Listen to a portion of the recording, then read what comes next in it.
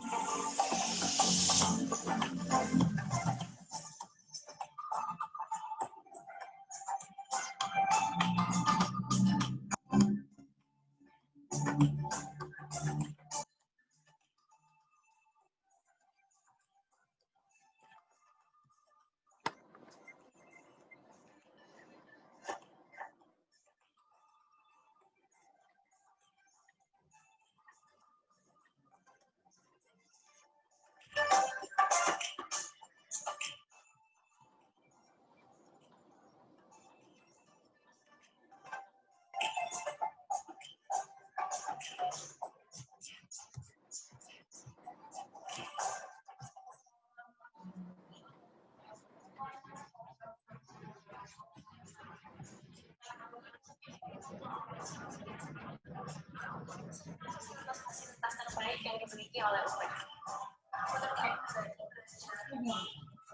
Bina, pinjam browser dong nih. Pergi ke mana? Ada nggak? Yang mana? Item mana? Item yang panjang. Itu di situ muat nggak tapi? Yang mana? Itu yang itu bukan?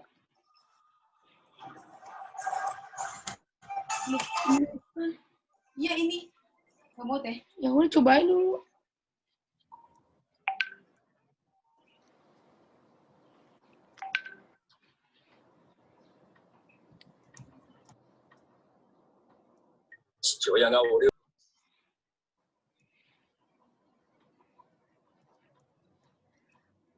Selamat datang semuanya, selamat siang. Kami dari kelompok 9 ingin mengucapkan selamat datang pada para peserta, serta para tamu undangan di webinar series dari Fakultas Ilmu Komunikasi Angkatan 2018, yang akan mengangkat tema seputar kehidupan remaja dan AIDS yang berjudul Everything Teenagers Needs to Know. Sebelumnya, saya ingin memperkenalkan diri. Nama saya adalah Tasya Victoria, dan saya ditemani oleh teman-teman saya, yaitu Vivi Gracia, Chloe Keisha, Calvin Halim, dan Willianto Lintang. Webinar ini adalah bukti kepedulian kami untuk menyambut Hari AIDS Sedunia yang selalu diselenggarakan setiap tanggal 1 Desember. Seperti yang kita ketahui, penyakit AIDS adalah salah satu penyakit yang banyak merenggut korban jiwa dan terkenal sebagai penyakit yang tidak dapat disembuhkan. Nah, untuk webinar kali ini, kami sangat berterima kasih kepada Dr. Steven Sumantri dan Dr. Melisa Rahmat yang sudah hadir untuk memberikan kita ilmu lebih seputar AIDS dan kehidupan remaja yang bebas. Teman-teman, nama saya Vivi Gracia dan sekarang saya akan menjelaskan mengenai beberapa peraturan pada webinar ini ya. Semua peserta diharapkan untuk mute mic masing-masing pada saat acara atau webinar sedang berlangsung dan diharapkan untuk on cam ya. Dan jika ada pertanyaan di tengah-tengah presentasi atau acara, dipersilakan untuk mengetikkan pertanyaan ke dalam kolom chat agar dapat diajukan di sesi tanya jawab nanti. Oke. Sebelum acara dimulai, mari kita berdoa terlebih dahulu ya, yang akan dipimpin oleh teman saya, Chloe Keisha. Jadi teman-teman, sebelum kita memulaikan webinar kita, saya akan memimpin kita dalam doa dan saya akan memimpinnya secara Kristiani. Mari kita satu dalam doa, kita berdoa. Bapa kami yang bertata dalam kerajaan sorga, terima kasih atas berkat yang masih Engkau berikan kepada kami sampai hari ini. Sehingga kami masih bisa bernafas dan bertemu secara online lewat Zoom meeting ini. Sekarang kami akan memulaikan webinar kami. Tolong Tuhan pimpin jalannya webinar ini dari awal hingga akhir, agar supaya webinar ini dapat berjalan dengan baik dan berikanlah juga hikmat bagi kedua narasumber kita, agar supaya mereka dapat berbicara sesuai dan seturut dengan kehendak-Mu. Pimpinlah juga kami panitia agar kami dapat menuntun jalannya webinar ini dengan baik. Semoga apa yang akan kami dengar nanti dapat kami pahami. Hanya inilah doa dan permohonan kami. Di dalam nama Tuhan Yesus kami sudah berdoa. Amin. Oke, jadi sebelum kita mendengarkan presentasi dari Dr. Merisa, mari kita semua nonton video singkat mengenai video tentang AIDS.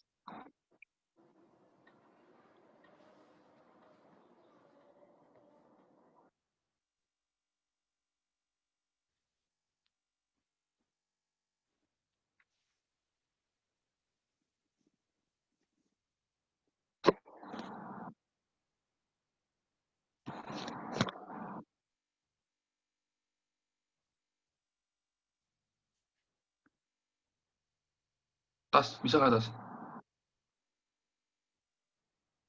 Bentar.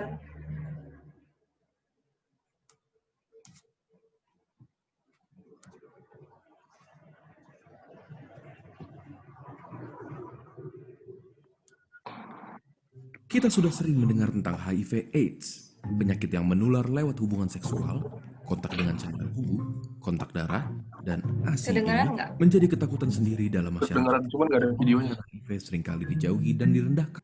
Bentar.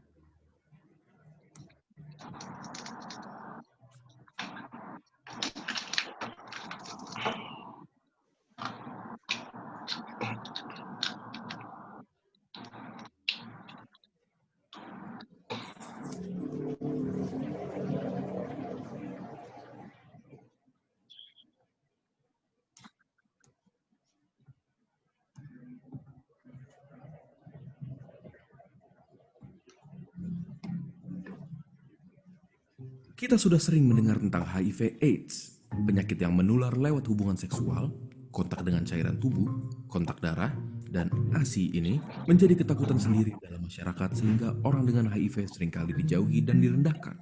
Terdapat stigma tertentu di mana seseorang yang terdiagnosis HIV sama saja dengan divonis mati. Tetapi, apakah benar demikian?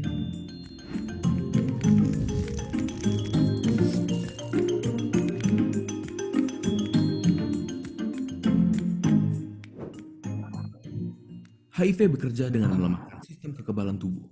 Virus ini bekerja perlahan dan sulit untuk mendeteksi gejala awalnya, dan hanya dapat diketahui dengan tes laboratorium pada tahap awalnya. Semula, gejala yang hanya berupa demam, keringat malam, sariawan, dan dapat dibilang seperti gejala flu, merupakan fase pertama dari infeksi HIV. Pada fase kedua, virus berkembang biak secara perlahan tanpa memberikan gejala sama sekali. Rata-rata infeksi HIV berkembang menjadi AIDS, Acquired Immunodeficiency Syndrome, yaitu fase ketiga di mana kekebalan tubuh sangatlah lemah sehingga kuman yang ada di sekitar kita dapat dengan mudah masuk ke tubuh tanpa perlawanan yang berarti. AIDS rata-rata terjadi setelah 10 tahun terinfeksi HIV. Lalu, apa yang bisa kita lakukan untuk mengatasinya? Obat antiretroviral sebagai pengobatan HIV tidak menyembuhkan penderita, namun mencegah pertumbuhan virus dalam tubuh. Dengan terkontrolnya jumlah virus, maka sistem kekebalan tubuh akan terlindungi dan menghindari perkembangan HIV menjadi AIDS. Sejak adanya obat ini, harapan hidup penderita HIV dapat menjadi sama dengan orang normal jika mereka terdiagnosis tepat waktu, serta mengikuti pengobatan dan kontrol yang teratur. Salah satu contoh pasien HIV yang terkenal adalah Magic Johnson, pemain basket asal Amerika Serikat. Dia mengaku terjangkit HIV pada tahun 1991. 27 tahun berlalu sampai sekarang, ia masih giat menjadi aktivis HIV dan apakah kalian tahu? Dia tidak mempunyai keluhan medis. Mengapa bisa? Dia mengkonsumsi obatnya secara teratur. Sebagai tambahan, pasangan yang positif HIV tidak langsung ditakdirkan untuk mempunyai anak dengan HIV juga. Hal ini dihasilkan dari pengobatan yang membuat jumlah virus cukup rendah untuk tidak menginfeksi janin. Pada proses kelahiran, ibu akan menjalani kelahiran secara bedah sesar sehingga menghindari kontak dengan darah ibu. Setelah itu, bayi yang baru lahir akan diberikan antiretroviral therapy untuk mencegah kemungkinan virus yang masuk saat kelahiran. Hasilnya, dalam situasi seperti ini, kesempatan bayi untuk tertular HIV dari orang tuanya diperkirakan kurang dari 1 dari 100. Memang kesetiaan berobat adalah kunci untuk menghindari perkembangan infeksi HIV menjadi AIDS. Tetapi, stigma sosial yang ada menghalangi keberanian penderita untuk datang berobat rutin. Mungkin hal ini dapat diubah dari masing-masing diri kita sendiri. Memberikan dukungan dapat merubah begitu banyak kehidupan para penderita HIV untuk berani berobat dan menjalani hidup yang lebih baik. Setelah mendengar ini, apakah menurut kalian ada harapan untuk melawan HIV? Ayo kita sama-sama memberi dukungan kepada saudara-saudara kita yang sedang berjuang melawannya. Salah satu caranya bisa dengan membagikan video ini. Jangan lupa subscribe untuk mendukung kami dalam... Nah, oke, sebelumnya kelompok kami mau berterima kasih banget kepada narasumber karena sudah meluangkan waktunya untuk bergabung di webinar kelompok kita. Nah, di sini kita ada kedatangan 2 narasumber. Yang pertama kita kedatangan Dr. Merisa Rahmat dan juga Dr. Steven Sumantri. Nah, Dr. Steven Sumantri ini juga merupakan dosen Fakultas Kedokteran di Universitas Pelita Harapan. Dan juga Dr. Steven Sumantri ini merupakan anggota Ikatan Dokter Indonesia atau yang biasa kita kenal sebagai IDI. Nah, nggak lama-lama lagi, langsung aja kita sekarang mendengarkan presentasi dari Dr. Merisa langsung. Oke, selamat siang semuanya. Siang, Dok. Oke, saya share screen dulu ya. Ya, Dok. Kayaknya ini belum di-share dulu.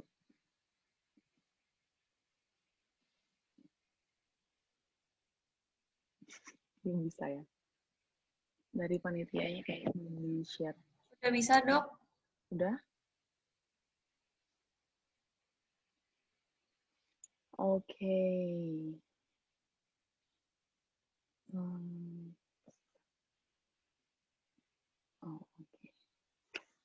Oke, sebelumnya selamat siang juga buat Dr. Steven. Ini dosen saya nih, permisi dulu ya Dok, saya bawakan PPT-nya dulu nih mengenai HIV/AIDS. Selamat siang juga, terima kasih buat yang sudah hadir. Kita mulai aja. Jadi dampak HIV/AIDS pada kehidupan usia muda. Kita lebih fokus sekarang membicarakan tentang yang usia muda. Kenapa demikian? Kita bahas dari awal dulu ya. Apa sih sebenarnya HIV atau AIDS itu? Tadi kan udah dibahas tuh sedikit di video. Nah, kita lihat dulu nih, HIV itu sebenarnya sama nggak sih sama AIDS? Ternyata HIV sama AIDS itu beda. Jadi, HIV itu adalah virusnya, sedangkan AIDS itu adalah kumpulan gejala yang bakalan muncul jika HIV-nya ini sendiri tidak diobati. Oke. Nah, kenapa sih sebenarnya kita fokus ke usia muda? Karena menurut UNAIDS, UNAIDS ini itu adalah suatu lembaga yang mengurus tentang HIV/AIDS. Secara global, secara seluruh dunia gitu. Nah, di situ dikatakan 11,8 juta usia muda, yaitu terfokus pada 15-24 tahun, itu sudah menderita HIV/AIDS. Lalu dari WHO sendiri itu bilang kalau hampir seluruh kasusnya, yang kasus-kasus baru nih, yang baru ditemukan, itu sekitar 30%-nya itu adalah usia muda. Nah, dari UNAIDS sendiri itu mengatakan kalau untuk mencapai pemberantasan HIV/AIDS secara tuntas, itu kita harus fokus ke usia mudanya. Kenapa demikian? Karena usia muda ini benar-benar yang akan menjadi generasi penerus bangsa kan. Terus juga tidak terdeteksi. Jadi banyak juga yang ibu-ibunya dulu pas saat persalinan itu dia tidak tahu kalau dia itu menderita HIV. Jadi tertular ke anaknya karena si ibu tidak mengkonsumsi obat HIV itu sendiri. Makanya kita fokuskan ke usia muda gitu. Oke, sekarang kita masuk ke jumlah kasusnya ya.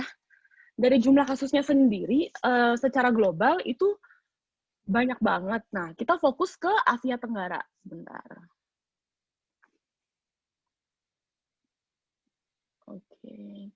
Nah, di sini dikatakan di Asia Tenggara itu sekitar 3,8 juta penderita HIV/AIDS. Jadi, tentunya kita harus waspada nih, harus aware.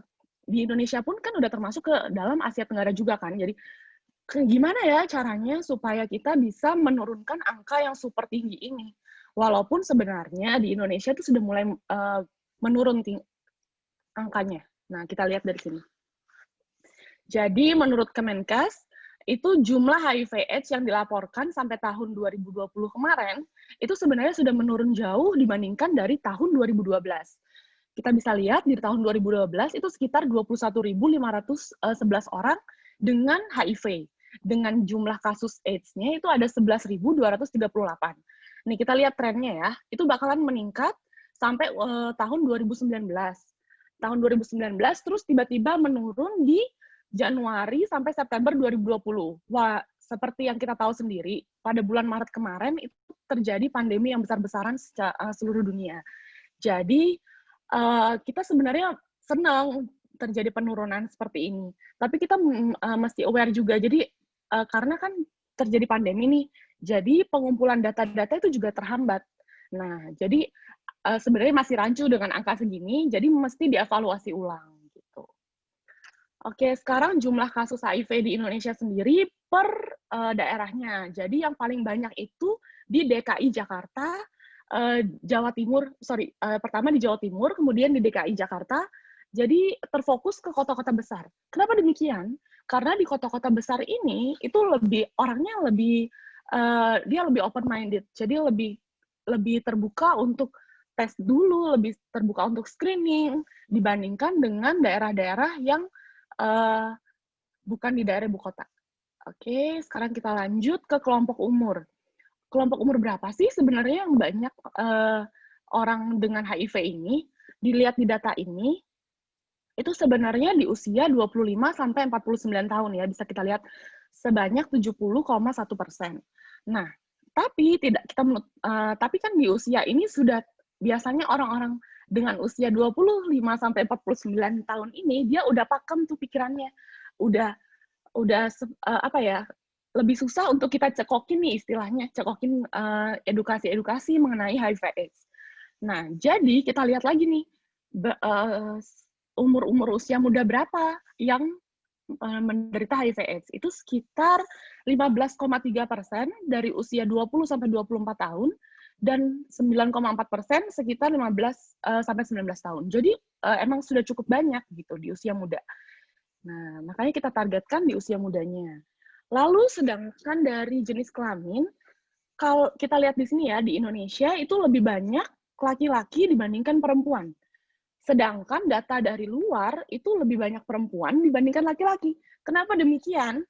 Karena kita lihat juga norma-norma yang ada di Indonesia ya.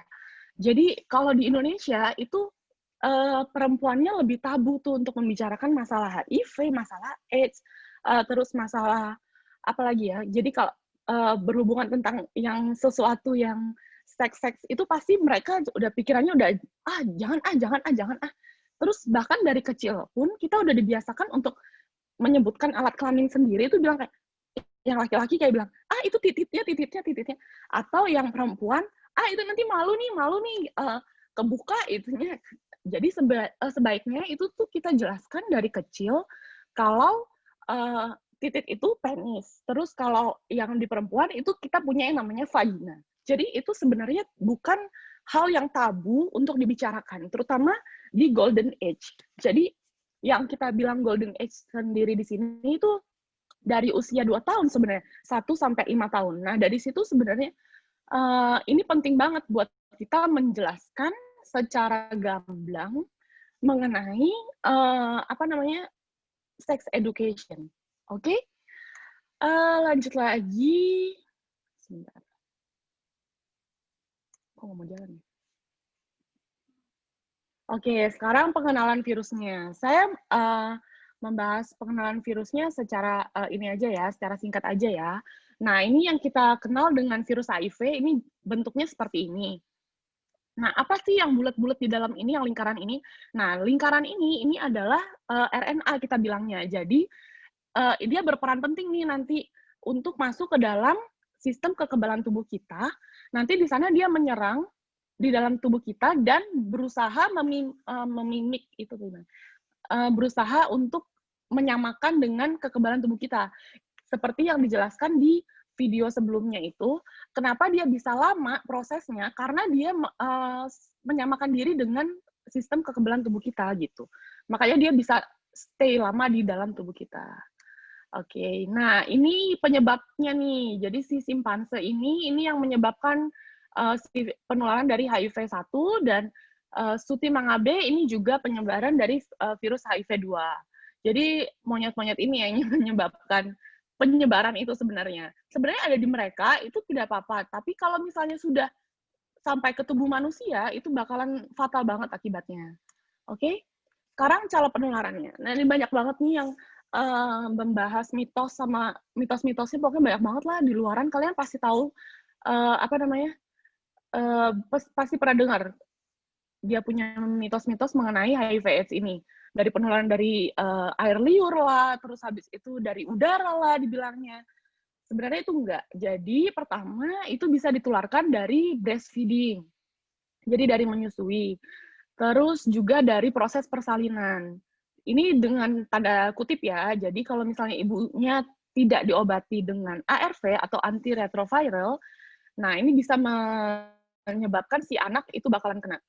Terus hubungan seksual pastinya, terus homoseksual, terus juga cairan vagina atau cairan sperma, air mani kita biasa bilang, terus juga ada jarum suntik bekas pakai, dan ada produk darah. Jadi produk darah yang biasanya dari transfusi. Cuman sekarang kita udah bagus banget ya untuk transfusi, jadi udah di screening dulu tuh. Terus juga banyak juga mitos yang bilang, bisa nggak sih kalau dari oral seks aja itu menyebabkan penularan HIV? Jadi ada yang bilang enggak, ada yang bilang bisa. Jadi sebenarnya bisa ya, karena dari cairan vagina atau cairan sperma itu dia bisa nularin. Oke. Terus sekarang gejala klinisnya. Nah, dari gejala klinisnya ini banyak, yang paling banyak muncul itu adalah demam. Jadi hampir 96% itu dengan keluhan demam. Tapi orang-orang dengan misalnya nih dia terkena HIV/AIDS pertama kali, kena HIV pertama kali, itu dia nggak bakal langsung menunjukkan gejala. Jadi tergantung sistem kekebalan tubuh masing-masing per individu orang. Oke? Cuman sekitar 50-70% orang yang menunjukkan gejala ini semua. Jadi nggak semuanya. Nanti setelah daya tahan tubuh kita turun nih, baru dia bisa mengeluarkan gejala-gejala itu. Biasanya lama banget, itu kita bilang dengan window period. Biasanya lama banget, sampai 8-10 tahun. Oke, terus ada limfadenopati. Apa ini limfadenopati? Itu adalah pembesaran kelenjar getah bening. Terus sakit tenggorokan, terus ruam itu merah-merah di tubuh. Kemudian mialgia itu nyeri-nyeri pada otot, sakit kepala, diare, terus mual muntah, hepatosplenomegali, itu dia pembesaran pada hati dan limpa. Terus juga ada manifestasi neurologis. Tapi perlu di take note kalau ini semua nggak muncul di semua orang gitu. Jadi kalau misalnya dia muncul kayak misalnya ada kayak manifestasi neurologis nih, dia kan cuma 12%. Nah, contohnya itu kayak misalnya ada kedutan lah, atau matanya miring ke sebelah lah, atau dia susah membuka mata lah. Nggak bisa kita bilang serta-merta itu orang, oh lu kena HIV nih, HIV hati-hati lu gitu kan. Nggak bisa. Jadi harus disertai dengan faktor resiko yang dilakukan tadi yang udah kita bahas. Dia udah pernah berhubungan seksual lah, atau pernah suntik nafsa lah, gitu-gitu. Oke? Jadi harus berkesinambungan, nggak bisa cuma dia memunculkan suatu gejala, terus kita judge dia itu HIV. Oke? Terus perjalanan penyakitnya, tadi kita udah bahas, ada 3. Jadi yang pertama itu adalah fase akut, lalu fase laten, dan juga fase klinis. Nah, fase akut ini, dia bakalan muncul kurang lebih sekitar 3 minggu. Itu yang tadi kita bahas. Tapi cuma sekitar 50-70%. Jadi balik lagi ke masing-masing daya tahan tubuh seseorang. Oke? Selanjutnya itu fase laten. Nah, di fase laten ini dia bakalan asimptomatik. Apa itu asimptomatik? Dia hampir tidak menimbulkan gejala. Jadi dia bakalan diam di dalam tubuh sampai pada saat daya tahan tubuhnya seseorang itu bakalan turun. Nah, dia di situ baru mengeluarkan gejala-gejala.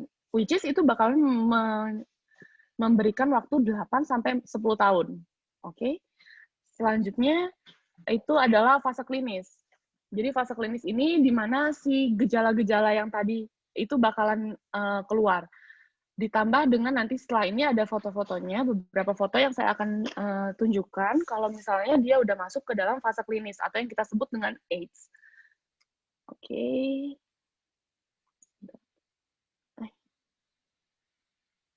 Oh, ini sama kayak yang tadi ya. Terus ini adalah sistem staging. Jadi apa bedanya sih sebenarnya si fase-fase tadi sama si sistem staging ini? Nah, si fase-fase tadi itu adalah fase di mana seseorang itu perjalanan penyakitnya. Jadi, oh di fase ini dia akan seperti ini, fase ini dia akan seperti ini, di fase ini dia akan seperti ini. Nah, kalau orang-orang dengan HIV yang tanpa diobati, itu perjalanannya itu bakalan terus lanjut tuh. Dari fase awal ke tengah, habis itu ke akhir.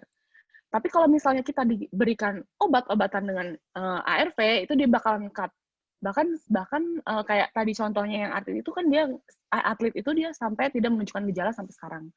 Nah, kalau yang sistem staging ini fungsinya adalah pada saat klinisi, yaitu nakes, itu melihat ke orang yang berobat datang ke kita gitu. Jadi misalnya ada yang berobat nih, oh kita kan nggak tahu dia dari kapan nih kena si virus ini gitu. Jadi kita bisa lihat, oh ini dia ada turunan berat badan, terus habis itu oh tiba-tiba ada, kok ada seperti ini ya di kulitnya, atau dia kok demamnya nggak turun-turun dari dari awal sampai sekarang udah sampai 1 bulan nggak turun-turun demamnya, atau ada penyakit diare kronis, jadi mencret terus nggak jelas, dikasih obat juga bakalan balik lagi, ini kenapa ya ini orang? Nah kita perlu ini nih tanda tanya. Oke? Jadi ada 4, ada 1, 2, 3, 4. Ada kelas 1, kelas 2, kelas 3, kelas 4. Yang paling parah itu adalah kelas 4. Nah, kita buat, selain dari ngelihat dari gejala utamanya, kita bisa cek sistem kekebalan tubuhnya dengan pemeriksaan CD4. Cuman itu nggak semua daerah ada. Jadi dengan ini pun sebenarnya cukup. Oke. Nah, ini contohnya kalau orang-orang dengan penderita HIV yang muscle wasting. Jadi bisa kita lihat di sini ya, sela-sela iganya udah kelihatan banget cekungannya. Terus apa bedanya sih sama orang yang kurus biasa? Nah, jadi nggak bisa nih misalnya nih kita kan lagi PSBB gini nih, jadi udah jarang banget nih ketemu orang. Terus nanti kan Januari rencananya bakalan masuk kan, UPH juga bakalan masuk kayaknya. Nah, terus abis itu ngelihat, dia kurus banget nih, jangan-jangan lu HIV lagi. Nah, nggak bisa kayak gitu. Kita lihat dulu nih, dia punya massa otot itu bakalan berkurang banget. Nah, jadi diperiksa itu, jadi yang bisa memeriksa pemeriksaan fisik ini adalah klinisi. Jadi nggak bisa kita langsung judge seseorang yang tiba-tiba kurus itu adalah HIV/AIDS, orang penderita HIV/AIDS. Sama kayak kalau orang-orang dengan yang sering di gym, nah itu ototnya pada membesar kan, massa ototnya pada membesar, itu kita bilangnya hipertrofi, jadi membesar semua ototnya. Kalau pada orang-orang dengan muscle wasting, ini kita lihat otot-ototnya itu pada mengecil, itu kita bilang atrofi. Oke, lanjut. Ini ada, ini kandidiasis oral pada penderita HIV/AIDS. Ini biasanya muncul di stage ketiga dan keempat. Ini kita bisa lihat ya, ini kalau di scratch itu bisa nggak berdarah. Tapi nanti bakal muncul lagi di sini tuh. Ini juga. Oke, ini gejala lainnya itu oral hairy leukoplakia. Itu kita lihat ini di dinding bibir. Terus di sini juga ini di lidahnya. Terus ini yang kita sering dengar kalau orang AIDS itu bisa menderita kanker. Nah, ini juga namanya Kaposi sarkoma. Ini bisa muncul di seluruh tubuh ya. Jadi bukan cuma di kulit aja, sampai bisa ke mulut juga. Coba kita bisa dilihat di sini di dinding atas palatum itu di atasnya. Oke. Terus di sini juga oke, lanjut. Ini kalau di kulit. Jadi ada bercak-bercak khas banget buat orang penderita AIDS gitu kan. Ini kenapa seperti ini nih, dia juga disertai dengan bengkak. Jadi ada bengkak, terus ada lesi-lesinya nih. Oke. Nah, gimana sih caranya diagnosis HIV/AIDS? Oke, ini benar-benar harus dilakukan dengan hati-hati. Jadi nggak bisa yang seperti saya bilang tadi, kita ketemu orang, terus habis itu dia tiba-tiba kurus lah, atau ya pokoknya yang berbeda dari dia yang biasanya, terus kita bilang dia HIV atau AIDS, itu nggak bisa. Jadi harus dilakukan oleh ahlinya. Nah, pertama yang dilakukan itu adalah anamnesis. Apa itu anamnesis? Kita melakukan pertanyaan-pertanyaan yang terarah kepada orang-orang yang datang pada kita. Biasanya kita tanyain dengan menelusuri faktor-faktor resiko yang udah dia pernah lakukan. Jadi kita tanyain tadi tuh faktor resiko apa aja, gimana dia ada apa enggak di dirinya. Terus jadi benar-benar harus ditanyain dan harus private ya, nggak bisa kalian tanyain. Kita misalnya curiga orang-orang dengan HIV/AIDS, terus kita tanya aja secara gamblang gitu kan. Bapak dulu suka ini ya, main sama cewek ya? Atau jangan-jangan pernah ini, apa namanya, pernah berhubungan sama yang sesama jenis ya? Nah, gitu nggak bisa. Itu kita udah ngejudge namanya. Dan juga itu kita udah ada standar operasional untuk melakukan itu. Jadi nanti di belakang bakalan dibahas. Jadi tenang aja, misalnya ada kerabat dekat atau misalnya ada tahu nih, ada yang nanya-nanya ke kalian kan udah ngerti nih sekarang, oh bisa nih datang ke klinik lah atau ke puskesmas, itu bisa tanya tanpa harus takut-takut gitu. Nah, yang kedua itu kita dilakukan pemeriksaan fisik. Nah, pemeriksaan fisik ini juga dengan ahlinya. Jadi nggak bisa langsung bukan nakes yang memeriksa, itu nggak bisa. Oke, terus yang ketiga itu adalah pemeriksaan penunjang. Nah, pemeriksaan penunjang ini kita harus perhitungkan window period. Tadi yang jadi periode jendela namanya, kalau di Indonesia kan. Jadi waktu si virus HIV ini masuk pertama kali ke dalam tubuh, terus habis itu kapan dia terdeteksi di dalam darah. Nah, jadi pada saat minggu pertama itu dia nggak bakalan terdeteksi di dalam darah sampai nanti ada yang pemeriksaannya yang sampai 1 bulan udah bisa diperiksa, tapi harganya lumayan pricey. Ada juga yang 3 bulan. Dia kalau yang 3 bulan itu hampir 99% dia udah reaktif hasilnya. Jadi kalau misalnya dia menderita HIV, dia hasilnya HIV reaktif. Oke? Lanjut lagi. Nah, ini tadi ini yang bakalan ditanyain. Jadi faktor resiko apa saja dari penjajah seks laki-laki atau perempuan, terus habis itu penggunaan nafsa suntik, baik dahulu ataupun sekarang, maksudnya gimana? Jadi misalnya nih ada yang bilang, oh dok, saya dulu itu suka suntik sih dok, tapi sekarang saya udah berhenti. Jadi, oh kira-kira berapa lama Pak atau Ibu? 5 tahunan lah, udah lama kan dok? Nah, ini kita tetap harus curiga dan tetap harus melakukan pemeriksaan fisik, pokoknya dari awal tadi lah buat kita diagnosis si orang ini kena HIV atau enggak. Karena kan tadi kita tahu sendiri ya, window period-nya itu 8-10 tahun. Oke? Selanjutnya itu laki-laki yang berhubungan seks dengan sesama laki-laki, terus juga yang tanpa pelindung, nggak memakai kondom saat berhubungan, terus habis itu yang menderita infeksi menular seksual, terus juga yang pernah mendapat transfusi darah, walaupun udah benar diturunkan angkanya, tapi tetap harus ditanyakan pernah transfusi darah apa enggak gitu. Oke? Terus itu baik yang memberikan maupun yang menerima ya ditanyakan. Terus juga dengan suntikan, tato, ataupun tindik yang menggunakan alat-alat tidak steril. Nah, ini tadi yang window period-nya. Jadi hari pertama terinfeksi, itu kita hitung sebagai hari ke-0.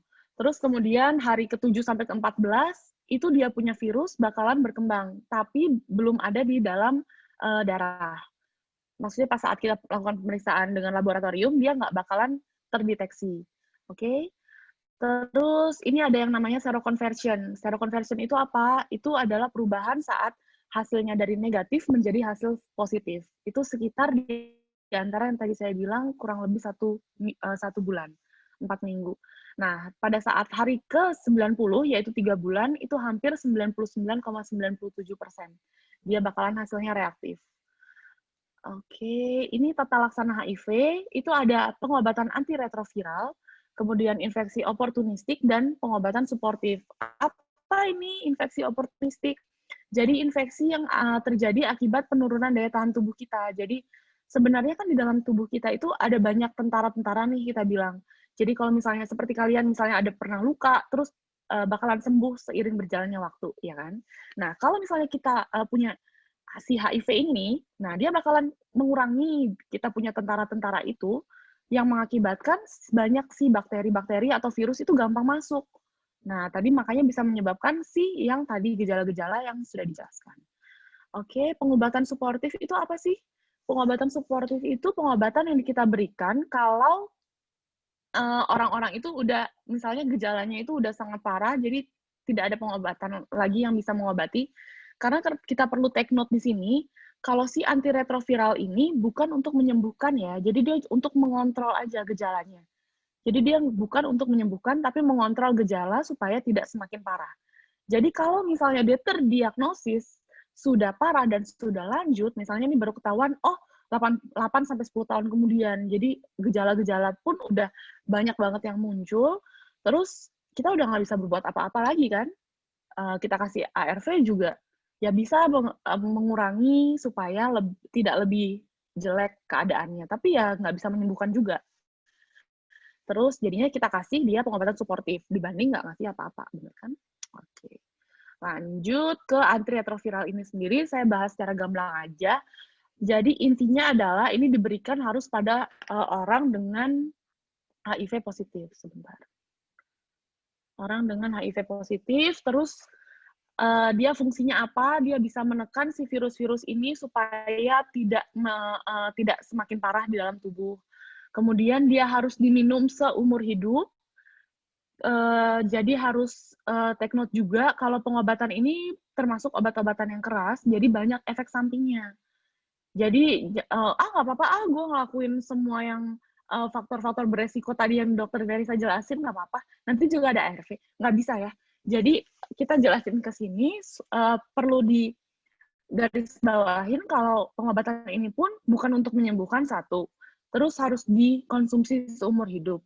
Terus juga banyak banget efek samping yang benar-benar nggak enak banget buat di badan kita. Terus juga bahkan kualitas hidup pun bakalan menurun gitu loh. Kalau misalnya kita kena HIV ini. Nah, oke. Terus habis itu dia penggunaan obat ARV ini, dia semakin cepat kita kasihnya, dia itu bakalan outcome-nya menjadi semakin lebih baik. Jadi lebih cepat kita diagnosis dia HIV, lebih cepat juga kita kasih ARV, outcome hidupnya dia semakin baik. Oke? Terus juga dia dapat resisten. Jadi maksudnya dapat resisten ini bakalan nggak mempan nih kalau kita kasih ARV. Kenapa demikian? Karena beberapa orang itu dia nggak minum obatnya terus-menerus. Jadi dia minum terus dia stop, dia minum terus dia stop. Jadi si virus ini sudah terlanjur menyebar lagi, habis itu menyebar lagi diredam. Nah, ini membuat si virus itu, karena si virus ini pintar banget ya, jadi dia bisa ngerti, oh ini gue bisa nih ngelawan dia dengan caranya seperti ini gitu. Jadi bisa resisten, jadi nggak bisa nyambung putus kayak pacaran itu nggak bisa. Oke, lanjut lagi. Oke, pengobatan suportif. Nah, pengobatan suportif ini apa sih? Jadi tadi memenuhi kebutuhan gizinya, terus habis itu juga pemberian obat-obatan yang sesuai, dalam artian tadi kan banyak tuh infeksi oportunistik. Nah, kita obatin itu satu persatu. Terus juga pemberian multivitamin.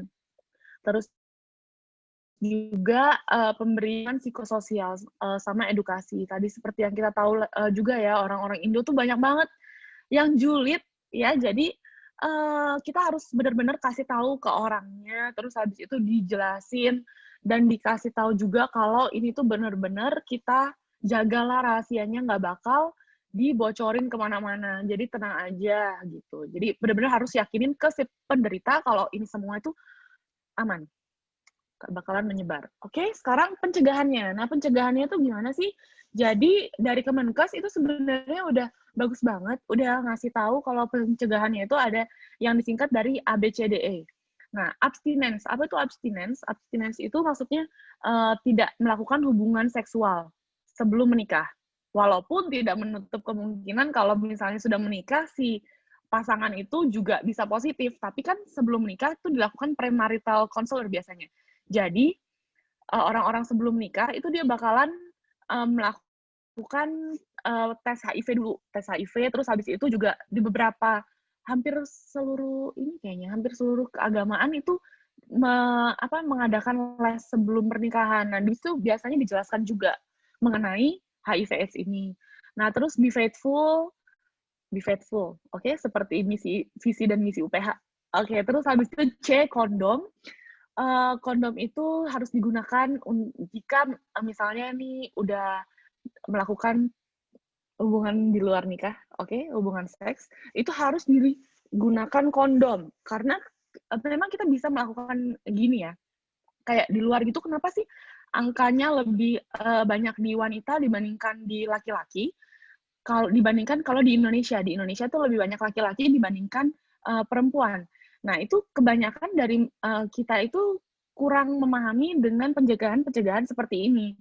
Jadi menganggapnya biasa, walaupun di kota-kota besar udah lumayan open-minded banget, udah melakukan pencegahan seperti menggunakan kondom, terus habis itu harus tanya-tanya dulu nih sebelum melakukan hubungan seksual gitu kan.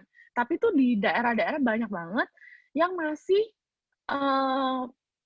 masih bener-bener inilah dengan HIV/AIDS ini. Jadi dia tuh nggak mau pakai pencegahan ini, jadi tetap melakukan hubungan seksnya, tapi tanpa kondom. Jadi gitu loh. Jadi kita harus jelasin benar-benar dari kecil. Jadi maksudnya dari usia muda ini. Jadi lebih terbuka pikirannya. Oke?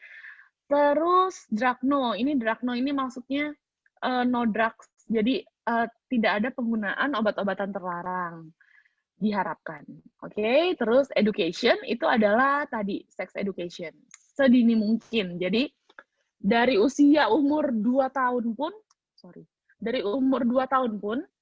jadi anak-anak itu masuk ke conscious mind, jadi dia mulai mengerti nih, kita ngomong apa, dia mulai ingat dengan apa yang kita ngomongkan, itu dari umur 2 tahun bahkan.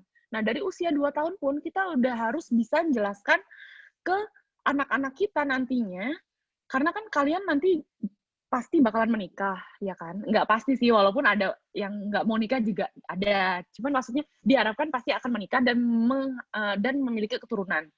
Nah, kalian harus ngerti nih, dari umur 2 tahun pun kalian harus bisa jelasin ke anak-anak kalian kalau, oh itu tuh hal yang wajar gitu loh. Mendengarkan hal yang, maksudnya tentang sex education ini tuh hal yang wajar. Jadi ya kalian harus menjelaskan, oke? Lanjut, ini ke program pemerintahan untuk pemberantasan HIV/AIDS. Nah, sebenarnya bagus banget dari pemerintah juga udah ngeluarin namanya 3-0. Jadi dengan harapan di tahun 2030 itu sudah tidak ada lagi HIV, penderita HIV yang baru terinfeksi, terus diharapkan juga sudah tidak ada lagi yang meninggal akibat AIDS, terus diharapkan juga sudah tidak ada lagi yang melakukan diskriminasi terhadap pasangan-pasangan yang mau melakukan tes HIV ataupun orang-orang yang melakukan tes HIV maupun nakes. Oke?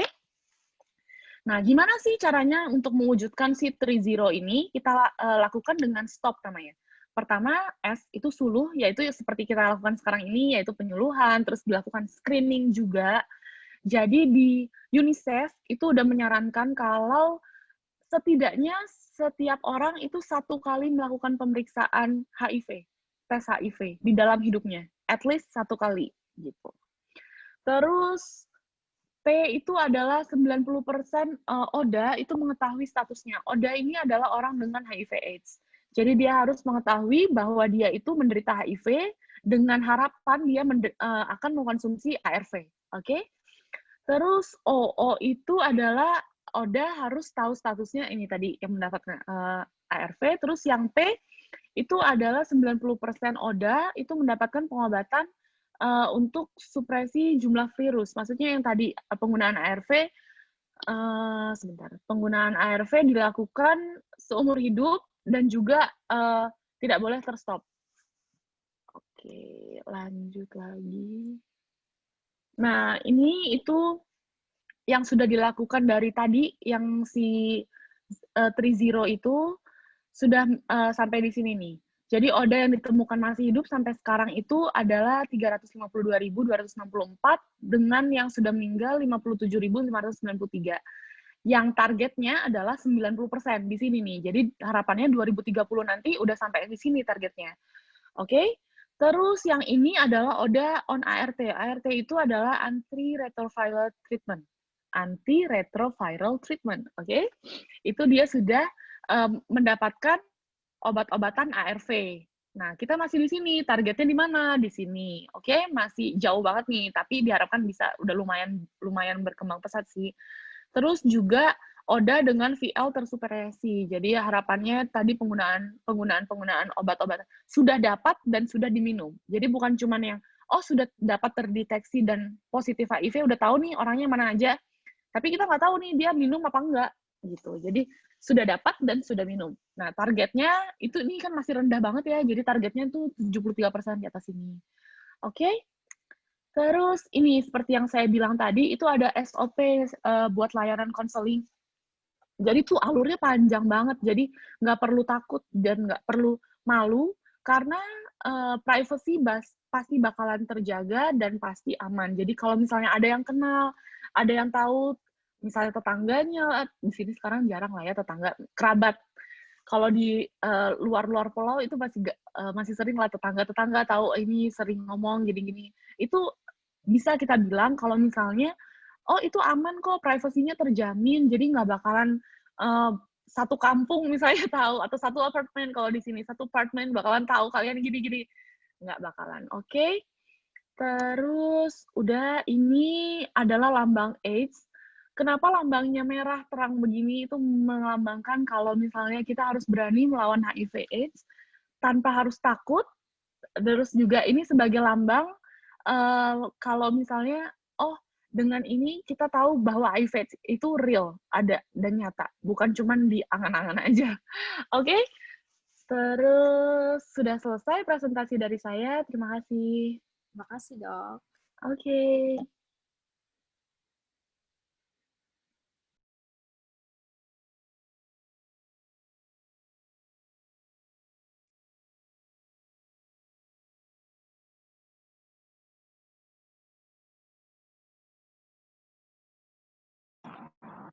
Oke, terima kasih Dr. Melisa udah jelasin presentasinya dengan jelas kepada kita. Nah, Dok, kita di sini sekarang udah ngumpulin beberapa pertanyaan nih, Dok, dari penonton-penonton kita. Oke. Yang pertama, pertanyaannya,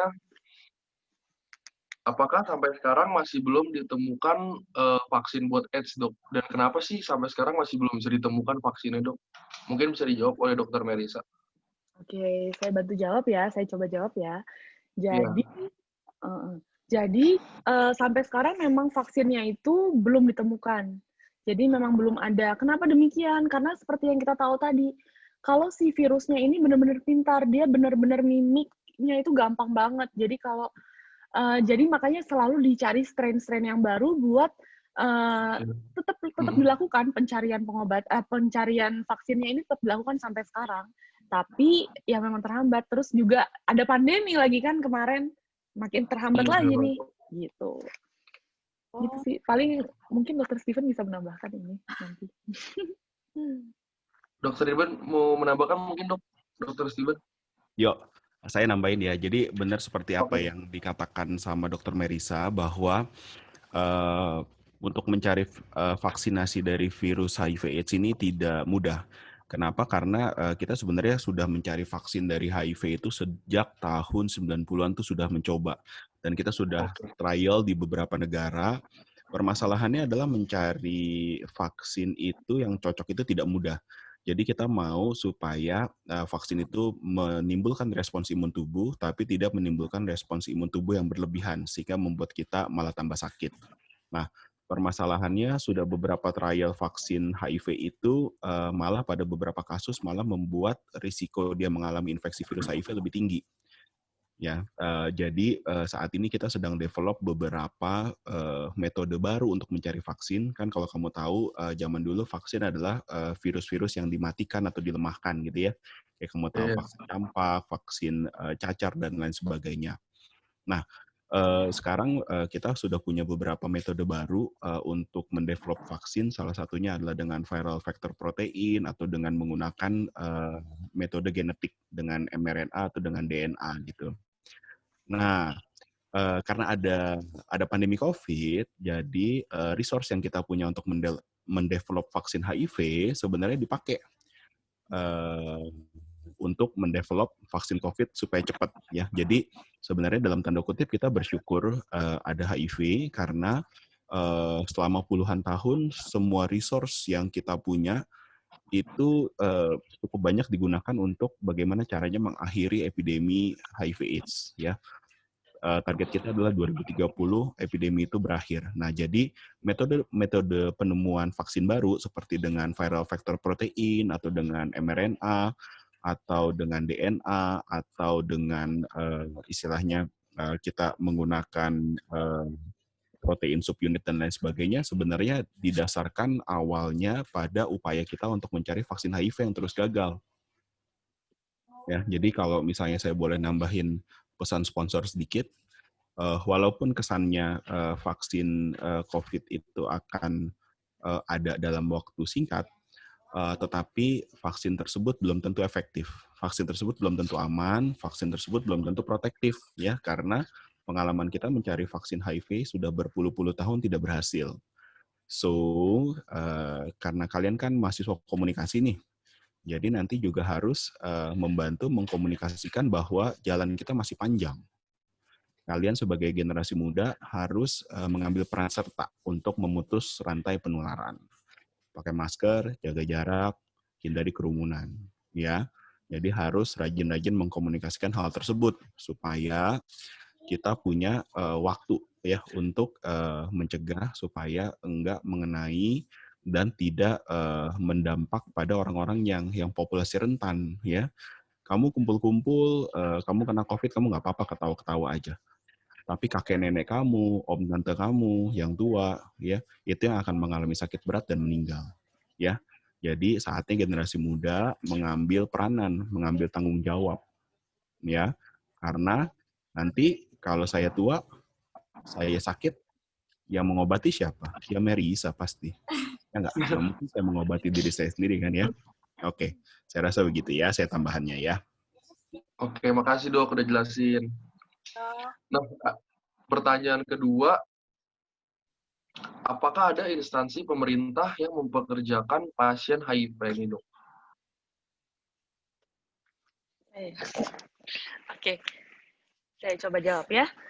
Oke, Jadi, kita udah tahu dari Kemenkes itu bukan Kemenkes, Ketenagakerjaan dan Kemenkes. Jadi udah mengatakan kalau orang-orang dengan HIV/AIDS itu dengan HIV itu bukan menjadi suatu penghalang buat mereka untuk bekerja. Jadi banyak gitu yang bekerja di misalnya di mana ya tadi?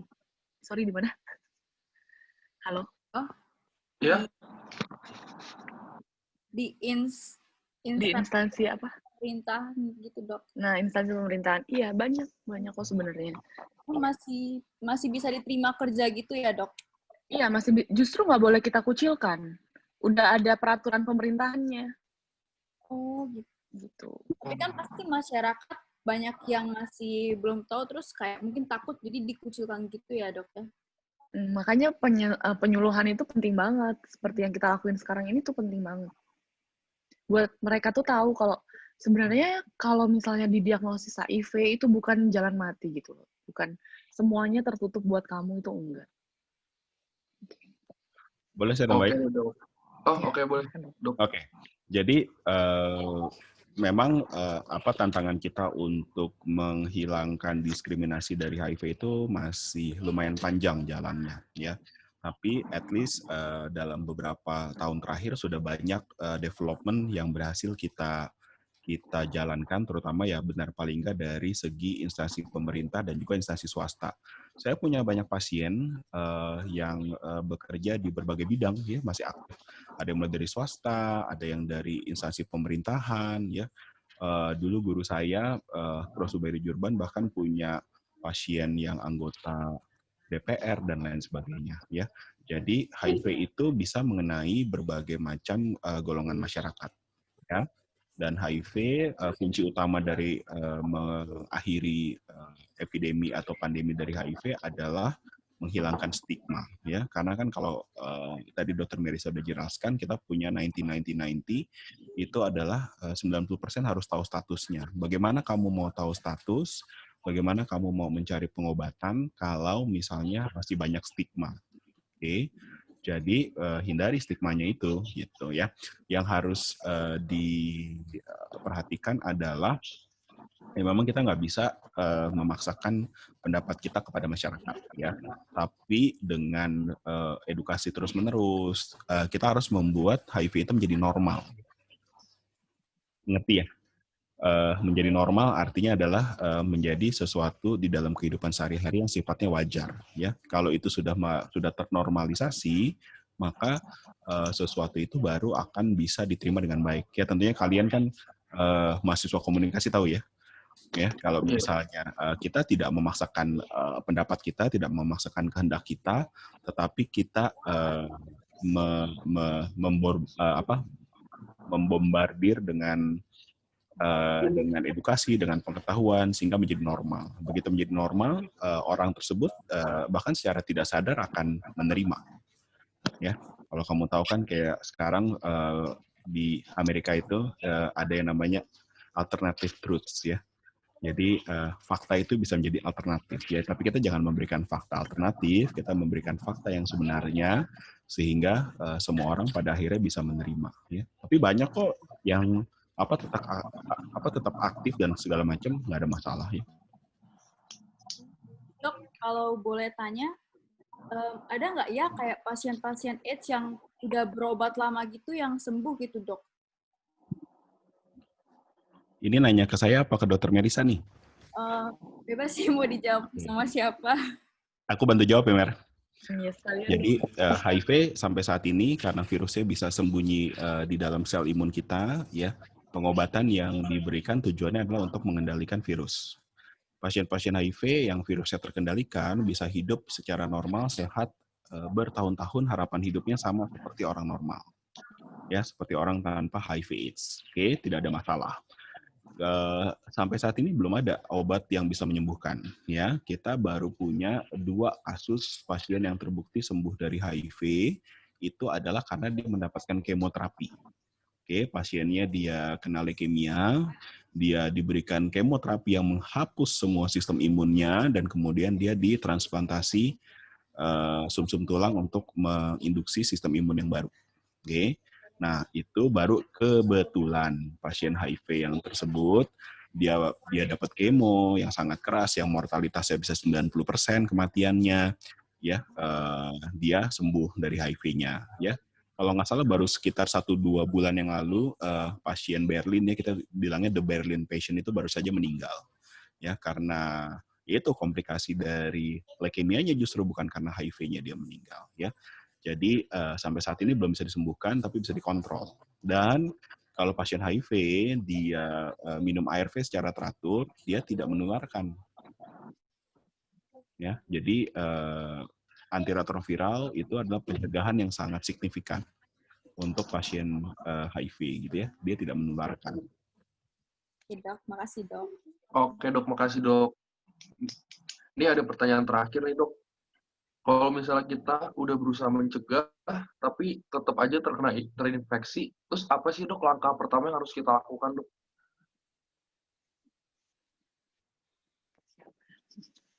Ya, silakan Dr. Merisa. Yuk. Jawab ya, Dok, nanti. Iya. Kedengaran ya? Suara kecil, Dok. Suara kecil. Gimana ya? Sekarang? Kedengeran nggak? Iya. Oke. Jadi sebenarnya tuh ada, ini tergantung nih case-nya di mana. Jadi sebenarnya tuh ada yang namanya kita bilang PrEP. Jadi dia tuh pengobatan yang dapat diberikan, PrEP. Jadi dia post exposure. Jadi misalnya nih dia udah menghindari segala macam, tapi akhirnya kena juga gitu kan. Nah, ini kita, tapi kalau misalnya dia nakes ya, atau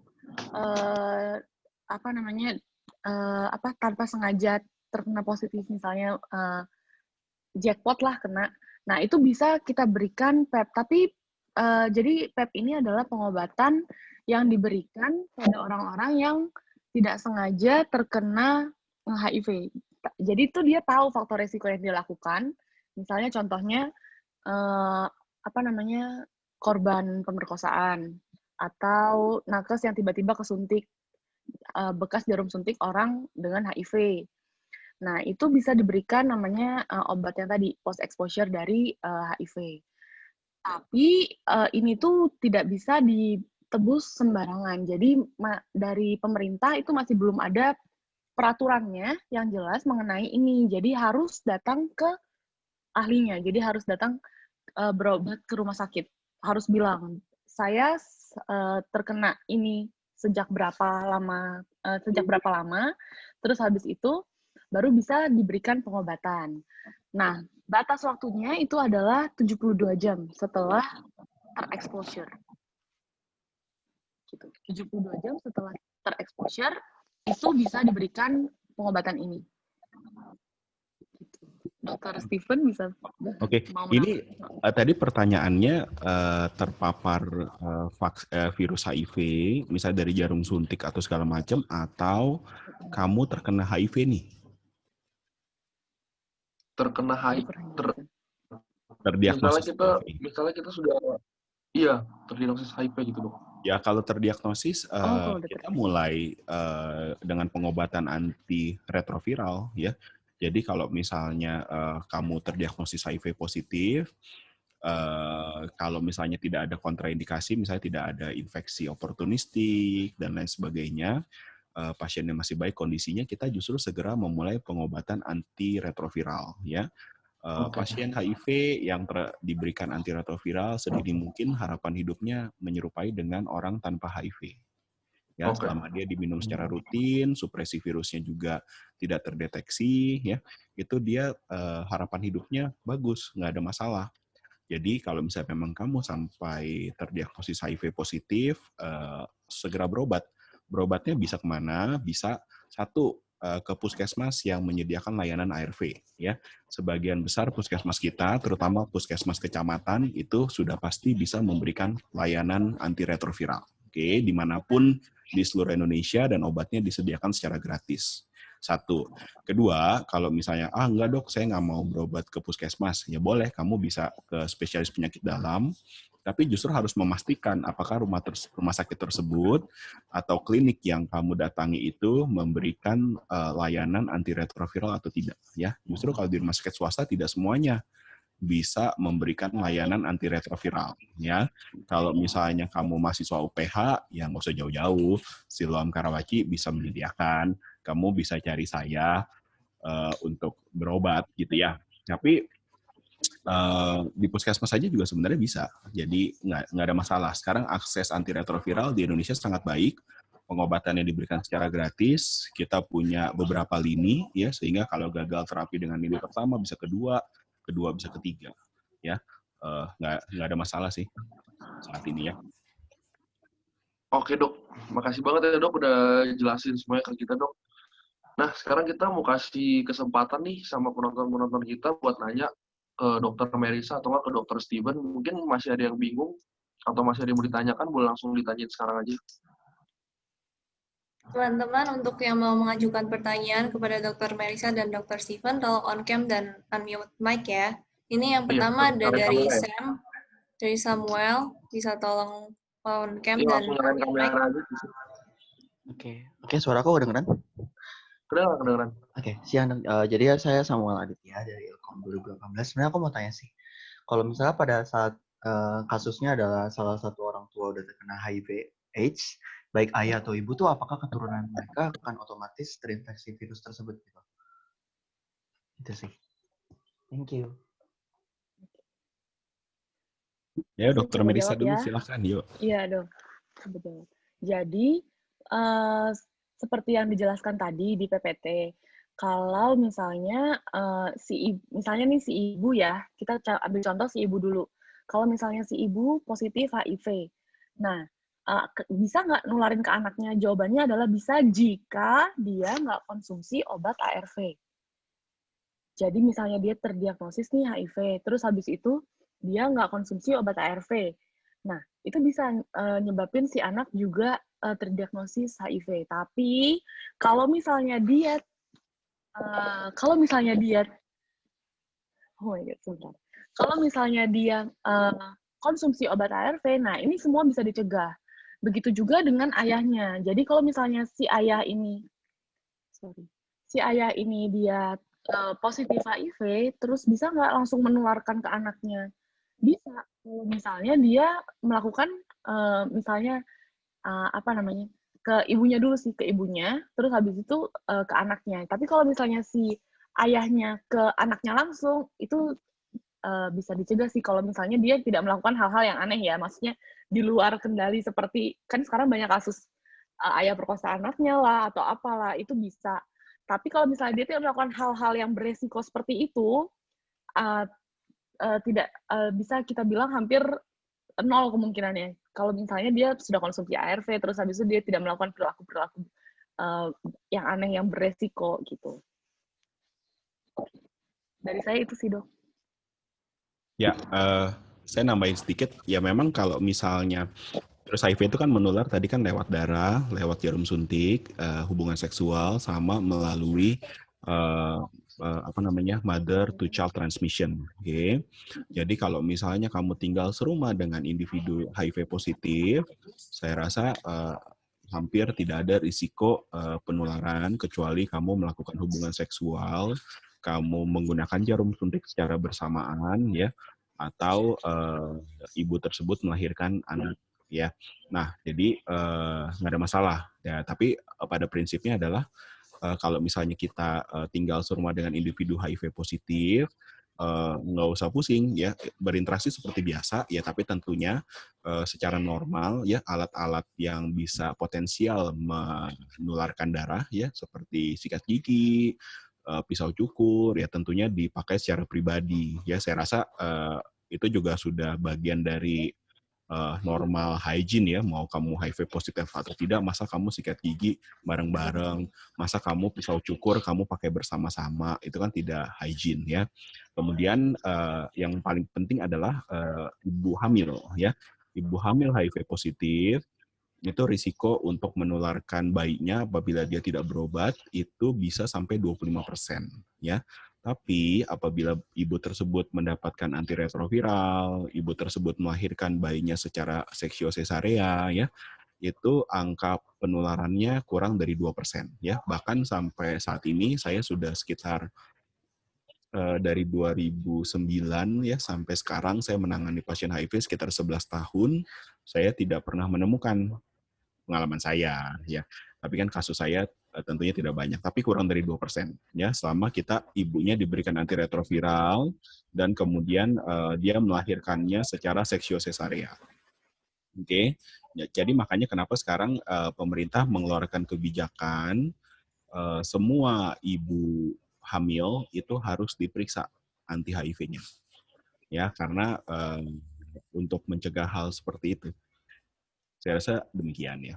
Oke, terima kasih, Dok. Yo. Dok, ini ada pertanyaan lagi, Dok, dari Ivan Wijaya. Pertanyaannya tuh, saya pernah dengar ada kenalan saya terkena HIV atau AIDS, tapi orangnya tidak kurus, Dok. Berarti mungkin itu hoax ya? Karena gosipnya udah dari 3 tahun yang lalu. Menurut dokter itu gimana ya? Oke, saya bantu jawab ya. Ayo Mer. Ya, Dok. Oke, tadi kan kita udah bahas kalau window period atau periode jendelanya itu 8-10 tahun. Terus juga kita kan udah make sure nih kalau misalnya kita nggak bisa tiba-tiba diagnosis seseorang itu HIV atau AIDS. Jadi misalnya dia gendut atau dia badannya bagus lah ibaratnya, itu belum menutup kemungkinan kalau dia kemungkinan bisa positif. Jadi, gimana sih caranya kita tahu dia HIV atau enggak? Satu-satunya jalan untuk mengetahui adalah dengan pemeriksaan tes HIV. Gitu. Dok, mau menambahkan, Dok? Apa dokter mau nambahin? Iya, setuju. Pasien saya banyak yang gemuk-gemuk. Yang kurus malah nggak banyak. Jadi pasien HIV kalau sudah diobati dengan baik, ya, justru malah dia kecenderungan malah akan jadi gemuk. Oh. Karena mungkin saat dia sebelumnya sakit, respons tubuh kan untuk makan banyak, ya kan? Kemudian begitu antiretroviralnya bekerja, imun sistemnya bagus, dia tetap makan banyak, gemuk. Jadi pasien-pasien HIV itu nggak ada bedanya dengan kalian, kecuali pasien AIDS, ya, pasien HIV stadium 4 yang sudah terkena infeksi oportunistik, baru itu yang kurus-kurus, lemah, ada kelainan kulit dan lain sebagainya, ya. Jadi stadium HIV stadium 1-2 nggak ada gejala sama sekali. Ya, stadium 3 ya baru sakit dikit-dikit lah. Kamu juga nggak bakal tahu, ya. Yang kamu sering kali lihat di TV-TV atau apa segala macam itu stadium 4, ya. Sebagian besar pasien HIV nggak ada gejala yang signifikan. Makanya screening HIV bukan kepada pasien yang ada gejala, tapi ada faktor risiko, ya, hubungan seksual bebas, pemakaian jarum suntik, laki suka laki-laki, kemudian laki seks laki-laki, ya, suka laki-laki aja kalau nggak melakukan hubungan seks bukan faktor risiko, ya. Kemudian ibu hamil, ya, sama pasien TB, ya, pasien tuberkulosis juga harus kita screening, ya. Oh gitu ya dok. Berarti walaupun pasiennya itu baru stadium awal gitu dok, kalau kita udah misalnya udah deket atau gitu, itu bisa kena ya dok? Maksudnya dekat apa nih? Kalau pegang aja, pelukan saja, ciuman saja, yang enggak. Tapi kalau kamu melakukan hubungan seksual tanpa pengaman, iya. Oke, terima kasih dok. Ivan bilang udah Oke, terima kasih dok. Selanjutnya ada Amelia Gunawan nih dok yang mau nanya. Mungkin bisa langsung ditanya aja, Mel.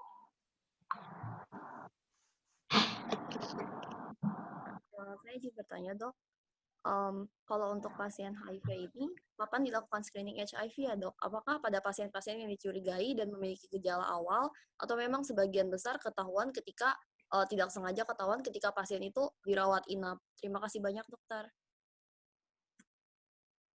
Bantu jawab ya, saya coba jawab ya. Yuk, silakan. Dok. Jadi sebenarnya tadi kan udah dijelasin juga di PPT sama Dr. Steven tadi juga udah bilang kalau misalnya orang-orang dengan melakukan perilaku beresiko itu sebaiknya dilakukan pemeriksaan tes HIV-nya. Cuman ada juga nih yang kita lakukan pemeriksaan tes tanpa dia melakukan kegiatan berisiko nih misalnya. Itu tuh contohnya pada ibu hamil atau dia mau menikah, itu kita lakukan pemeriksaan HIV. Walaupun ya dari situ sih paling. Dari mana tadi? Ibu hamil kita lakukan pemeriksaan HIV, terus habis itu sama pasien-pasien yang mau operasi. Itu udah SOP dari rumah sakit biasanya lakuin pemeriksaan HIV dulu sebelum dilakukan suatu tindakan. Ya. Ya, makanya kita harus jemput bola. Sekali lagi ya, bukan pasien dengan gejala. Memang kalau misalnya kita ada di rumah sakit, kita seringan adalah mendiagnosis pasien HIV saat dia ada gejala, ya, karena kan dia masuk ke IGD, dirawat inap, atau dia datang ke poli ada keluhan. Nah, makanya ujung tombak untuk menjaring pasien HIV tanpa gejala adalah justru di puskesmas. Karena kita melakukan jemput bola, survei, mendatangi daerah-daerah yang berisiko tinggi, ya, memeriksa pasien ibu hamil yang melakukan antenatal care, memeriksa pasien TB yang berobat ke puskesmas, kan sebagian besar kan berobat di puskesmas kan HIV-nya harus dicek, terus mengunjungi penjara, ya, untuk memeriksa, ya, karena kan kalau di penjara itu laki dikumpulin sama laki-laki, ya. Laki dikumpulin sama laki-laki, nafsu seksualnya masih ada gitu kan, ya. Jadi biasanya dilakukan perpeloncoannya nggak kayak kalian disuruh pakai baju yang aneh-aneh atau dan lain sebagainya, tapi disuruh nunduk, ya, disuruh membungkuk, ya. Vivi bingung, disuruh nunduk maksudnya apa? Ya, disuruh nunduk, abis itu ditusuk dari belakang.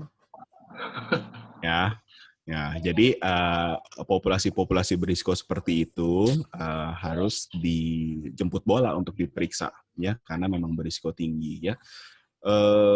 Jadi memang seringkali sulit tuh kadang-kadang hubungan seks laki itu seringkali by force, ya, dengan paksaan, ya. Jadi pemaksaan atau dalam tanda kutip pemerkosaan tidak hanya terjadi laki-laki kepada perempuan atau perempuan kepada laki-laki, ya, tapi seringkali justru banyak adalah laki-laki kepada laki-laki, ya. Kemarin saya baru ada pasien yang kontrol, ya dia menjadi positif karena 1 tahun yang lalu dipaksa untuk melakukan hubungan, ya. Nah, jadi itu penting tuh seperti yang tadi Dokter Merisa sudah jelaskan, ya. Suatu saat nanti kan kalian akan punya anak, atau saat ini kalian sedang mencari jati diri, ya, harus belajar mengenai seksualitas dengan baik dan harus belajar mengatakan tidak, ya. Kalau perlu belajar bela diri, ya. Jadi kalau misalnya ada yang memaksa kamu bisa membela diri gitu, ya. Atau paling enggak latihan lari, ya. Jadi paling enggak larinya kamu cepat, ya. Harus berani berkata tidak, ya. Untuk segala macam tawaran yang menjerumuskan, ya. Kamu boleh nakal asal nakalnya itu atas persetujuan kamu sendiri dan nakalnya itu atas dasar pengetahuan kamu sendiri. Jadi tidak mencelakakan diri kamu, ya. Belajar berkata tidak, belajar mengakses risiko, ya. Jadi untuk jadi anak komunikasi justru harus ngasih tahu tuh, ya, bagaimana caranya supaya generasi muda bisa berkata tidak. Karena masalahnya peer pressure yang besar, ya. Sama juga seperti pengguna narkoba, ya. Pengguna narkoba seringkali terjatuhnya itu bukan dari dugem, bukan dari orang lain, ya, tapi dari teman-temannya sendiri, ya, yang sudah terjerumus, ya. Kemudian kan otomatis mereka harus mencari uang, ya. Mencari uang, biasa pengguna narkoba kalau sudah terkena mencari uangnya dengan apa? Nyuri, Dok. Jadi bandar. Dia menjual. Ya mencuri, ya. Tapi kan berapa banyak sih barang yang bisa diambil dijual? Kecuali narkobanya itu sendiri, ya. Nah, jadi kamu harus belajar berkata tidak, ya. Oke? Oke, Dok. Ya. Makasih ya, Dok. Dok, Ada lagi mau bertanya? Oh, Vivi. itu kan misalnya seks sesama jenis ya dok, kan bukannya ada cowok sama cowok doang, kan mungkin ada cewek sama cewek. Itu menurut dokter juga mungkin resikonya tinggi atau gimana gitu? Gimana, Mer? Kalau perempuan sama perempuan. Ya, balik lagi sih. Coba jawab ya, Dok. Jadi balik lagi sih ke faktor berisiko yang tadi dilakukan. Jadi kan penularannya bukan cuma dari air sperma, bisa juga dari dari cairan vagina. Jadi nggak menutup kemungkinan sebenarnya cewek ke cewek. Jadi cewek-cewek dan cowok-cowok sama-sama beresiko. Walaupun sekarang trennya memang lebih banyak laki-laki sama laki-laki, apalagi di era influencer-influencer ini ya, per TikTokan dan per Instagraman luar biasa. Ini tuh menimbulkan tren baru kayaknya. Jadi semakin terbuka, semakin dia kayak gini nih. Oh, jangan-jangan gue juga nggak apa-apa ya kayak gini. Gitu. Gue juga mau dong ekspresi seperti ini. Gue mau mengekspresikan diri gue seperti ini gitu. Jadi semakin tinggi memang tingkatnya. Oke. Oke. Sip. Aku bantu jawab ya. Mungkin supaya lebih jelas.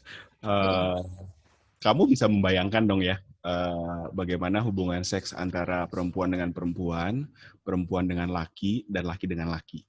Oke? Vivi ketawa-ketawa. Sama Tasya juga ketawa-ketawa. Pasti lagi mikirin dia. Pada prinsipnya adalah yang paling berisiko adalah hubungan seksual yang membuat perlukaan yang banyak. Ya, laki sama laki memasukkan lubang dengan benda yang tidak seharusnya dan benda terhadap lubang yang tidak seharusnya. Oke, sehingga terjadi banyak perlukaan. Ya, karena dia banyak perlukaan di situ banyak terjadi pencampuran darah. Ya, apalagi kalau laki sama laki kan sukanya adalah menggebu-gebu ya. Menggebu-gebu ya, kurang pelumasan dan lain sebagainya. Oke, laki sama perempuan juga bisa berisiko, tapi risikonya lebih rendah, terutama kalau foreplay-nya bagus, Kalau foreplay-nya, ini anak-anak komunikasi, tapi kalau dibicarakan mengenai hubungan Tahu seksual, semua ya, Dok. ya pada galau semua ya.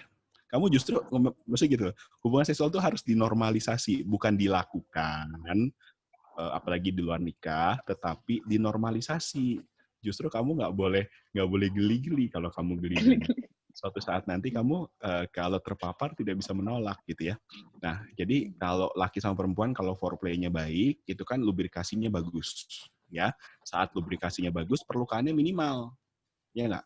Karena kan tidak tergesek lah intinya ya. Kalau kulit sama kulit tergesek otomatis pasti luka. Kalau kulit sama mukosa, kalau mukosanya lembab dan licin, dia tidak luka. Sehingga tidak nyeri, tidak sakit, dan juga risiko menularkan lebih kecil. Ya, nah, ya kamu bisa bayangkan kalau perempuan sama perempuan. Perempuan sama perempuan kan tidak ada yang dimasukkan ke dalam lubang dan tidak ada benda yang dimasukkan ke dalam lubang lah, intinya begitu ya. Kecuali kalau kalau ada pun juga kan kamu pakai alat bantu. Alat bantunya kan tidak menularkan. Ya, jadi bisa berisiko, setuju kalau misalnya perempuan satunya lagi sariawan, banyak luka di mulutnya, ya kan, kemudian dia melakukan fellatio, tahu fellatio ya? Fellatio, oral seks ya. Itu bisa saja ada risiko tertular ya, tapi risikonya lebih kecil ya. Kan sama seperti kalau ciuman bisa nggak? Ya kalau ciuman di pipi doang tidak jelas. Ciuman di bibir doang tidak. Kalau French kiss mungkin bisa saja. Kalau misalnya lagi ada luka sama luka ya nggak? Jadi gitu. Jadi intinya adalah yang saya mau bilang itu tergantung risiko perlukaannya dan pencampuran darahnya. Ya. Oke, Dok. Makasih, Dok. Dok, aku mau nanya. Kan biasa jelasin hal kayak gini ke anak-anak tuh pasti susah. Jadi gimana cara yang baik untuk kita untuk jelasin ke anak-anak? Karena biasanya kan orang-orang tuh menghindari sex education karena takut anak-anaknya jadi penasaran. Menurut dokter itu gimana? Ayo, yang punya anak. Dokter juga, Dok. Saya coba jawab dulu ya, Dok. Oke, jadi kalau misalnya ke anak itu, terutama anak-anak kecil ya ini maksudnya, apa anak-anak yang udah remaja? Udah mulai masuk ke remaja. Yang udah mulai remaja kali ya? Yang udah mulai ke remaja. Iya. Jadi, oke, biasanya kan mereka tuh bakalan malu-malu kan, dan jarang, walaupun biasanya nanyanya tuh di awal-awal tahun biasanya. Jadi, umur 5, umur 6, atau dia mulai kenal sama temennya, itu biasanya udah mulai nanya. Tapi biasanya di-cut duluan sama orang tuanya. Jadi dari kecilnya itu udah, "Mah, ini kalau aku lahirnya dari mana ya, Mah?" gitu. Biasanya orang tuanya bakalan malu sendiri. Jadi dia nggak mau menjelaskan, ya adalah kamu dikirim Tuhan lah dari surga gitu kan. Atau enggak, kamu keluar dari perut mama, tapi nggak detail. Bilangnya gimana cara keluarnya tuh nggak detail. Nah, jadi anak-anak ini terbiasa dengan jawaban-jawaban, ibaratnya jawaban-jawaban kilasan gitu. Jadinya dia semakin dia beranjak remaja, itu semakin males nanya ke orang tuanya. Jadi yang benar itu semestinya dipupuk dari kecil. Tadi yang seperti yang udah saya bilang, jadi dari umur dia 2 tahun bahkan dikenalkan. Kalau ngomong penis itu biasa, ngomong vagina itu biasa.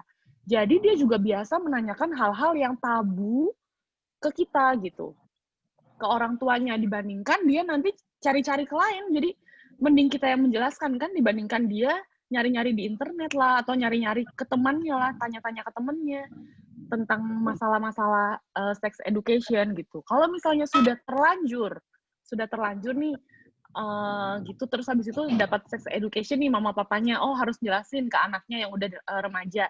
Ya mama papanya yang mulai ajarin kalau misalnya, ini nggak apa-apa loh sebenarnya kalau kita ngomongin masalah ini. Terus habis itu ngomongin masalah hubungan antara laki-laki dan perempuan. Jadi jangan tiba-tiba langsung mengarah ke seks. Mama papanya juga pasti kurang nyaman membicarakan ini kan. Jadi dimulai dari yang biasa dulu. Kalian sekarang udah mulai ada teman cowok ya? Atau kalian sekarang udah ada mulai teman cewek ya? gitu. Mulai dari hal-hal yang biasa dulu dan jangan dimalu-maluin, jangan diejek-ejekin dulu. Iya jangan gini ya, gitu. Jangan di teasing-teasing lah ibaratnya. Jadi kita ngomongnya secara gamblang, mereka juga bakalan responnya secara gamblang. Kalau misalnya kita malu-malu duluan, terus habis itu kita juga jelasinnya nggak jelas, mereka juga bakalan ngomong gitu. Dari saya itu sih. Dok, ada mau ditambahkan, Dok? Setuju. Kan ibu-ibu yang sudah banyak lebih mempelajari mestinya ya. Saya kan teori, kalau Merisa nanti akan praktek.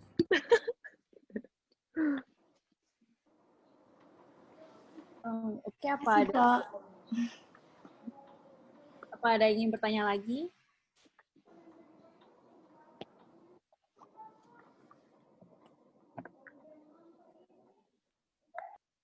Ya mungkin kalau udah nggak ada, kita selesai sampai sini aja kali, Vi ya. Oke, udah nggak ada yang mau bertanya lagi ya? Ya udah.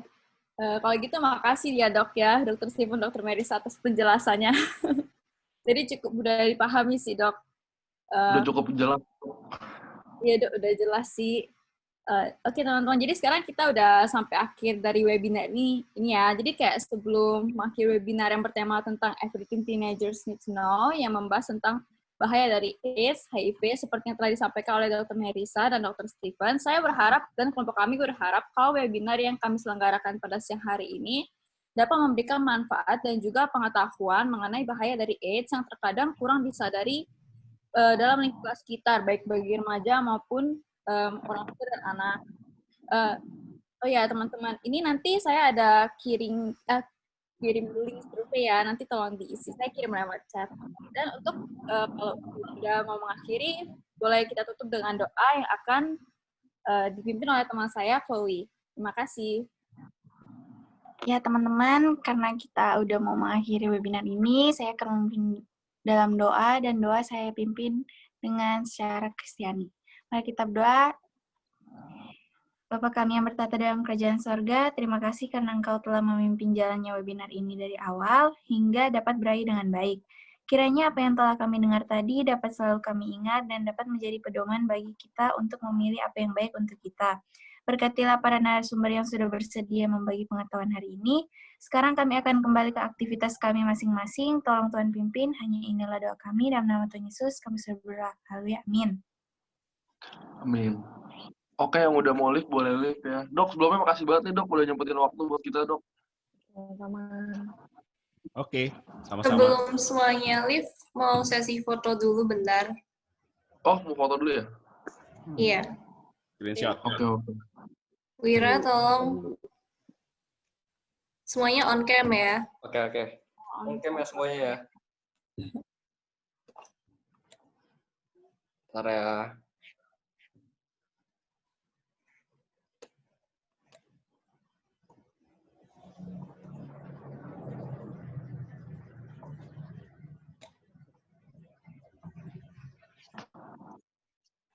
Udah, Wir? Satu lagi, bentar. Oke, udah. Oke, thank you semuanya. Oke. Ya, see you ya. See you, dok. Thank you, dok. Thank you, dok. Terima kasih, dok. Yo, sama-sama. Dr. Merisa. Yuk.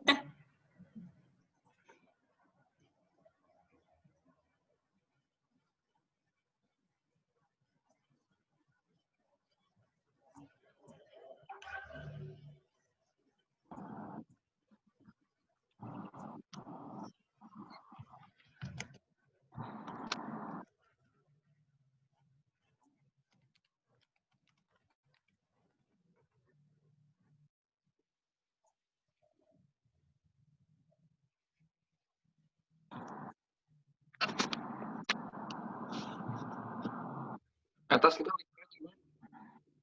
Bentar, ganti meeting deh. Ya udah.